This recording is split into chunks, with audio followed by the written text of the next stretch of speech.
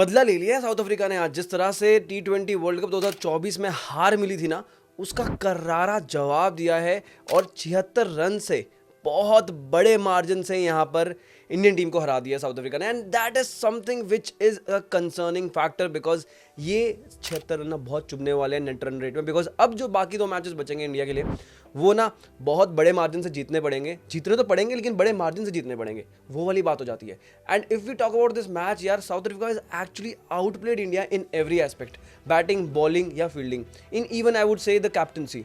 जिस तरह से एडन मार्करम ने कैप्टनसी की है ना, इट वॉज लाइक कमेंडेबल। जब इंडिया की बॉलिंग थी तो स्टार्टिंग में जिस तरह से इंडिया ने 20 पे 3 कर दिए, वहां से लगा कि India is going after South Africa and South Africa is gonna choke again just like the old times.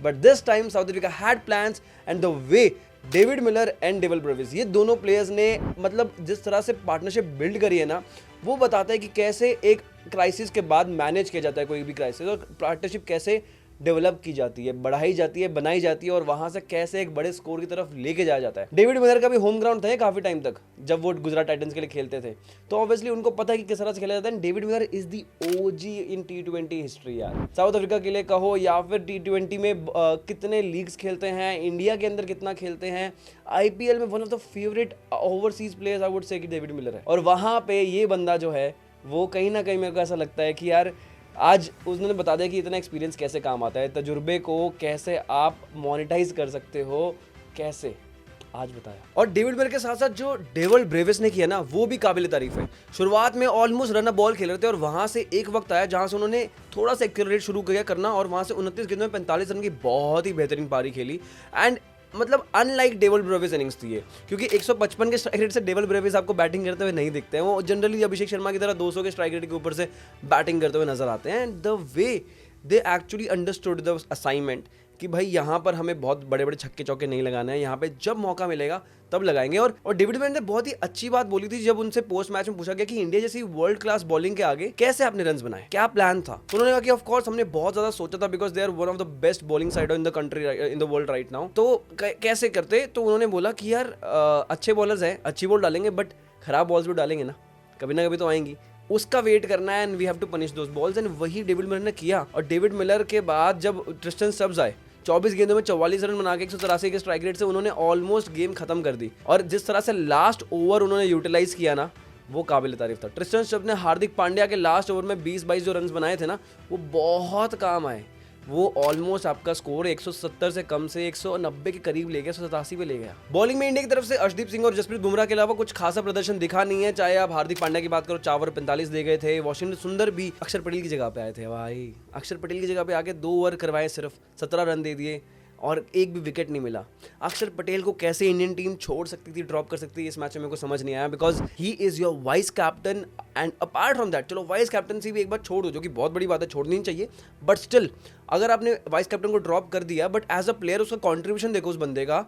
अगर वो 5वें नंबर पे 6ठे नंबर पे आके आज आपके कोलैप्स को बचा देता तो अलग बात होती, आपकी पार्टनरशिप बिल्ड करते करते तोड़ देता सामने वाली टीम की, तो क्या बात होती। और 2024 T20 वर्ल्ड कप का कैसे बोल सकते हो वो कंट्रीब्यूशन अक्षर पटेल का बतौर बल्लेबाज, जब 5वें नंबर पे आके उन्होंने विराट कोहली के साथ वो इनिंग संभाली थी, पार्टनरशिप बिल्ड की थी। और जब गेंदबाजी करने आए तब भी जब पनपने लगी थी एक partnership between Tristan Stubbs and Quinton de Kock, 58 run की पार्टनरशिप पनप गई थी, वहां पर भी ट्रिस्टन स्टब्स को आउट किया था अक्षर पटेल ने। तो यार पार्टनरशिप ब्रेक करना आता है, उसकी सटीकता, उनकी लाइन लेंथ जितनी है, जो पेस वेरिएशंस लेकर आते हैं, टर्न नहीं कराते चलता यार, वो प्लेयर आप बाहर नहीं बिठा सकते हो, बट बिठाया और उसका नतीजा और खामियाजा हमें भुगतना पड़ा।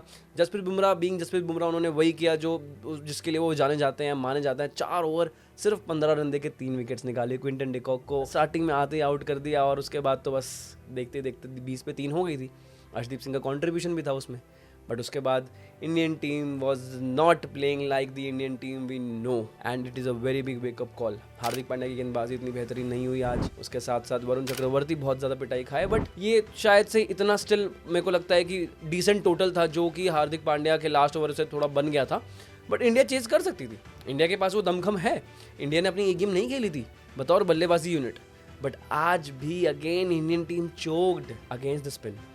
एंड डेल स्टेन का ट्वीट वो याद है आप लोगों को, जो डेल स्टेन ने किया था कि यार इंडियन टीम के जो ओपनर्स है ना उनको पेस मत दो। मेरे हिसाब से अगर मैं होता तो पेस नहीं देता, और वही किया साउथ अफ्रीकन गेंदबाजों ने आज। जिस तरह से अभिषेक शर्मा को रोक के रखा था, ऑफ कोर्स आज उनका 0 नहीं आया, बट अभिषेक शर्मा वो स्ट्रगलिंग वेरी वेरी हार्ड। मतलब उन्होंने जिस तरह से बल्लेबाजी की थी ना, 1-2 बाउंड्रीज आई, शायद से लगा कि आज रन्स बन सकते हैं, बट उनको बहुत ही टाइट सिचुएशन में रखा गया। उनको रूम नहीं दिया बिल्कुल भी रन्स बनाने के लिए, जिसके लिए वो जाने जाते हैं। अभिषेक शर्मा को रूम चाहिए होता है रन्स बनाने के लिए, outside the of run wickets, balls जो चाहिए होती हैं वो नहीं मिली।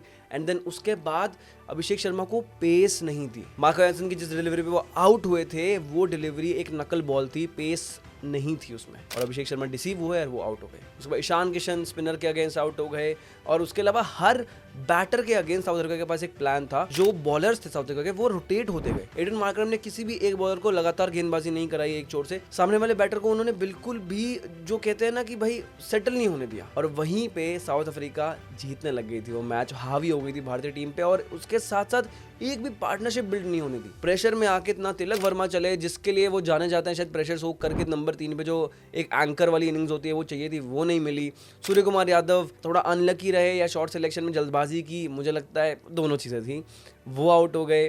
फिर हार्दिक पांड्या प्रेशर सोक नहीं कर पाएगा फिर से। Hardik Pandya it's high time कि वो कभी कभी आके मैच जितवाएं ये वाले। एट टाइम्स हमने देखा है कि हार्दिक पांड्या मैच जितवाते हैं, बट यहाँ पर अगेन ही was not up to the mark. We were expecting किया शायद शिवम दुबे और हार्दिक पांड्या की ये जो पार्टनरशिप हो सकती है ना, वो आगे आके इंडियन टीम को एक जीत के कगार पे ले आए, लेकिन नहीं हुआ। Shivam Dubey was the loan warrior in this entire battle. अगर अक्षर पटेल आज होते तो शायद से थोड़ी सी और बेहतर होती भारतीय बल्लेबाजी, थोड़ी सी और स्ट्रांग होती, बिकॉज वॉशिंगटन सुंदर और अक्षर पटेल में से भी आप किसके पास जाओगे? आप अक्षर पटेल के पास ही जाओगे। प्रूवन एक्सपीरियंस है बैटिंग का, ऐसी क्रंच सिचुएशंस में आके रन्स बनाने का, बल्लेबाजी को संभालने का और सिंगल डबल निकालने का, वो नहीं हुआ। और यहाँ पर 76 रन से इंडियन टीम हार गई आज, और बहुत बड़ा गैप है ये। पता नहीं कैसे होगा, लेकिन अब आने वाले टाइम में जो जिम्बाब्वे है और वेस्ट इंडीज है, उनको समझ में आ गया कि इंडियन बैटर्स को कैसे फंसाना है। आप अभिषेक शर्मा को टाइट बॉलिंग रखो, उनको रूम मत दो।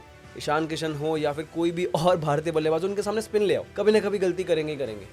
तो अब ये कितनी जल्दी इंडियन टीम, अभिषेक शर्मा हो या पूरी इंडियन बैटिंग लाइनअप हो, अपनी वीकनेसेस को पे काबू पाती हैं, उसको ओवरकम करती है, वो देखने वाली बात होगी। या फिर एटलीस्ट उसको नेगेट करो थोड़ा सा, कि कैसे आप उस चीज़ से बच सकते हैं, एंड कैसे आगे आने वाले मैचेस में आप वो प्रेशर को अपने ऊपर बिल्डअप होने से बच सकते हैं, एंड वहाँ से आप निकल सकते हो।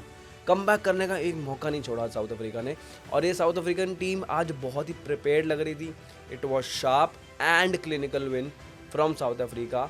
बट इंडिया की होप्स जो हैं अभी भी हैं, हम सब उम्मीद में हैं, बट थोड़ा सा ना अब ये हो गया कि नेट रन रेट के ऊपर भी ध्यान देना पड़ेगा, जस्ट इन केस अगर कोई पलटवार हो जाता है। जिम्बाब्वे अगर अपसेट कर देती है तो भाई बहुत बड़ी टेंशन हो जाएगी, और इंडियन टीम के पास अब खोने के लिए ज़्यादा कुछ बचा भी नहीं है। तो देखना होगा आगे आने वाले मैचेस में क्या होने वाला है। आपके हिसाब से क्या होगा कमेंट सेक्शन में बताना। बाकी हम आते रहेंगे वीडियोज़ लेके, डिस्कशन करते हुए आप लोगों के साथ, तो ज़रा सब्सक्राइब करके जाना। Thank you so much for watching the video.